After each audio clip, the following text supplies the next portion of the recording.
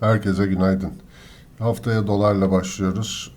Dolar geçen bütün bir haftayı 13.90 seviyesindeki direncine takılıp yatay sıkışan bir bantta geçirdi. Aralık ayında şu yaşadığımız düşüş sürecinden sonra oluşan şu yatay bant 13.90 kırılımı ile birlikte yüksekliği kadar bir hareketin gelmesi beklenir. Bütün bir hafta açıkçası bu kırılımı bekleyerek geçirdik. Bu süreç içerisinde aynı zamanda şurada yatayda şu sıkışma da bize bazı hedefler gösterdi.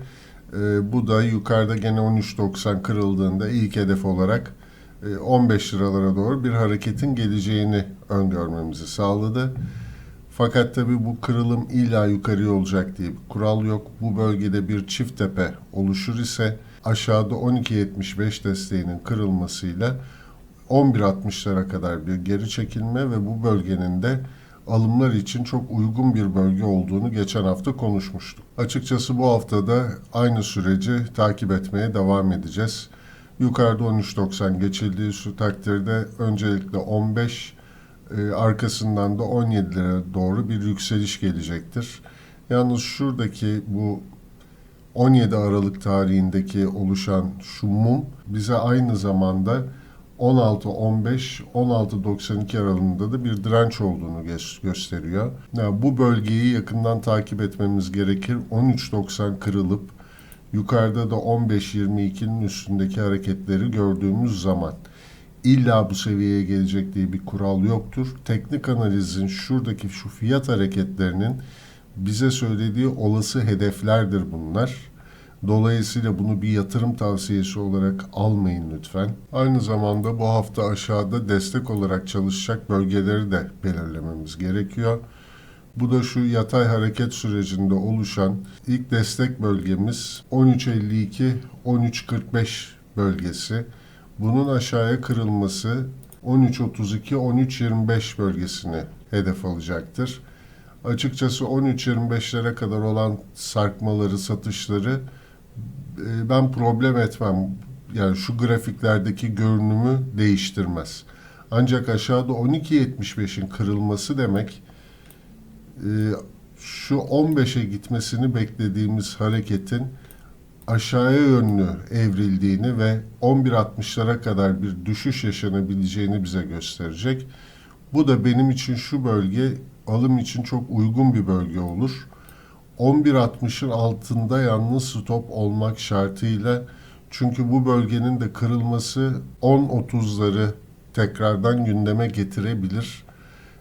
Çok dikkatli olmak lazım. Şimdi geçen hafta 17 lira hedefinden bahsetmeye başladığımda bazı arkadaşlar sormuş, yani nasıl olacak, neden gidecek, sebebi ne olacak bunun diye. Açıkçası çok fazla sebep sayılabilir. Ancak benim en aklıma yatan tarifi şu olabilir.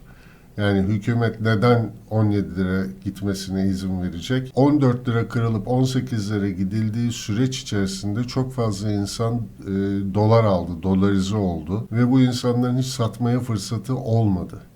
Şimdi bu yükselişe izin verilirse dolarda sıkışan bu hesapların çözülmesi umut edilebilir. Bu yüzden 17'ye doğru bir hareket gelebilir. Evet, aslında dolar grafiğinde, dolar Türk lirası grafiğinde önümüzdeki hafta için söyleyecek çok farklı bir şey yok.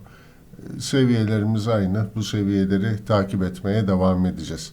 Evet, şimdi bir de gram altına geçelim. Gram altında aslında doların birebir hareketlerini yansıtıyor. Gram altında da artık 800 lira ve yukarıda da 817 önemli bir direnç bölgesi haline geldi. Dolar Türk lirasının 13.90'ı geçmesiyle gram altında da 800'ün üstündeki hareketleri takip etmeye başlayacağımızı tahmin ediyorum. Dolar Türk lirasındaki 17 lira hedefim, gram altında ise 953-938 bölgesinde. Yalnız aşağıda 746 bölgesi çok iyi takip edilmeli. Şu yatay hareketteki şu oluşan çanak dibi kırıldığı takdirde buradan yaklaşık 50 liralık bir düşüş gelir. Bu da 700 liralara doğru, 700'ün de altına sarkan satışları tetikleyebilir. Dolayısıyla aslında gram altında dolar Türk lirasına paralel bir şekilde yukarıda 17 liraya doların gitmesi, gram altının 953-938 bölgesine gitmesi anlamına gelecek. Dolar Türk lirasının 11.60'lara doğru geri çekilmesi de gram altında 700 liranın altında hareketleri görmemize sebep olacaktır. Bu seviyeleri yakından takip ediyor olacağız bu hafta içinde. Evet, tekrar görüşmek üzere diyelim. Hoşça kalın, bol kazançlı günler dilerim.